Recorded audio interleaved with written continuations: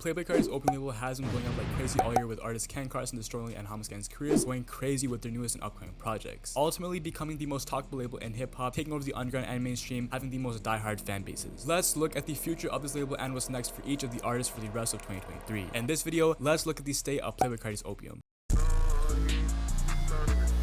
So as Carson is constantly teasing his album A Great Chaos, we haven't gotten a release date of this album so far. And I'll first tease in June with this July 17 tweet, man, as well as his track list and a new Instagram with the pretty weird images. And honestly, bro, at the time, the hype was perfect for the album to actually drop. But now, as we are in September with still no album, it seems like Ken is having label issues with dropping this music, as he first said in an interview that this album is 100% done and ready to go. But on the other hand, it is in the label's hands, and he doesn't know when the album is actually gonna drop. And that's probably why Ken has been performing songs off the album at these festivals, because he doesn't have the green light to actually drop these songs yet. So amen, Interscope, man, let this man drop this album, bro. Bro, at least a single or something, bro, because amen, Ken has been teasing songs and it's over and Paranoid so much to the point where us fans already know the full lyrics to these songs. Hopefully we do get this project before the Antagonist tour that actually does start in November. And also, I'm not sure if this album is gonna have songs from the track list which he actually posted back in June, or new songs that he might have added since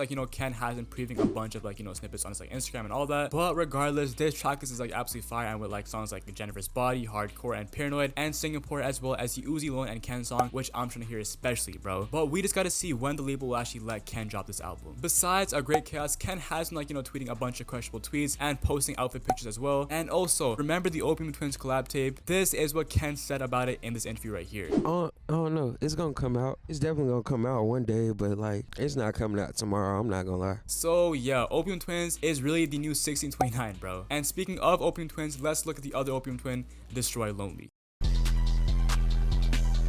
And so Lone has been a bit quiet recently after dropping his project If It Was to Kill back in May, and not gonna lie, that project has grown on me so much, bro. I've been had that shit on repeat for some reason, bro. But speaking of projects, Lone did actually tease a new album recently on Lone's girlfriend story. On her phone, it was saying Lone new album, and the album name is supposed to be called Love Lasts Forever, as he actually did say that on his Tumblr. Hey man, I don't think that we are gonna get this album anytime soon, probably after the Antagonist tour. I'm gonna say sometime between late this year to early next year. Also, I've seen a bunch of people switch up on Lone for some reason. Maybe it's because If Let's Kill was a 30 song album and had a lot of similar sounding tracks, but man, I don't know. Hopefully for this next project he switches up the sound a little bit and has max 20 songs, just no stylist. So man, besides the Opium Twins, let's look at the other members of Opium, Homicide Gang.